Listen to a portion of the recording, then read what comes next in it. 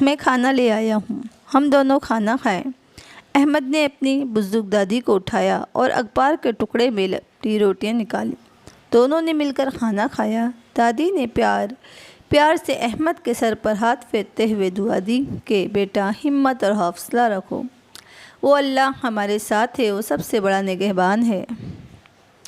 احمد کی آنکھوں سے آنسو بہنے لگے، لیکن خاموشی سے سعادت مندی کا ثبوت دیتے ہوئے نظریں جھکائے رکھیں، کیونکہ اس کو سمجھ نہیں آ رہا تھا کہ کیا ہو گیا ہے۔ وہ والدین اس کی زندگی میں کبھی پریشانی نہیں آنے دیتے تھے، وہ آج اس کے ساتھ نہیں تھے۔ انتہائی غربت کے باوجود جس والدین نے اپنے بیٹے کو حالات کا مقابلہ کرنا سکھایا اور ہر حال میں خوش اور شکر ادا کرنا سکھایا، وہ والدین اچانک حادثے میں موت کا شکار ہو گئے۔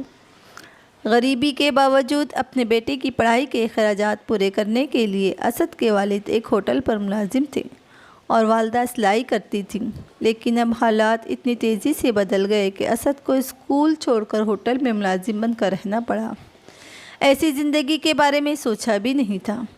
اپنے ہی سوالوں میں الجھا اسد اٹھا اور کھانے کے برتن کچن میں دھو کر رکھ دیے، اور وہ اخبار کا ٹکڑا جس میں روٹیاں لپیٹ کر لایا تھا اسے انتہائی احتیاط سے اٹھایا، صاف کیا اور اپنے ساتھ کمرے میں پڑھنے کی غرض سے لے آیا۔ اخبار پڑھنے کے دوران اس کی نظر ایک طرف لکھی ہوئی اقوال زرعی پر پڑھی۔ اللہ تعالیٰ 70 ماؤں سے بھی زیادہ محبت کرتا ہے اپنے بندوں سے۔ اسد نے بہت ہی حیرت اور تجسس سے تحریر دوبارہ پڑھی، کیونکہ اسے دادی کے کہے ہوئے الفاظ بھی سمجھ آ گئے۔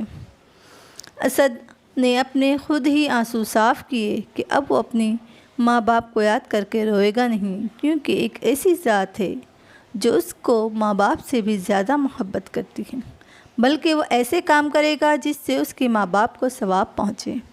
اس ایک فقرے کو پڑھنے سے اسد میں خود اعتمادی لوٹ آئی۔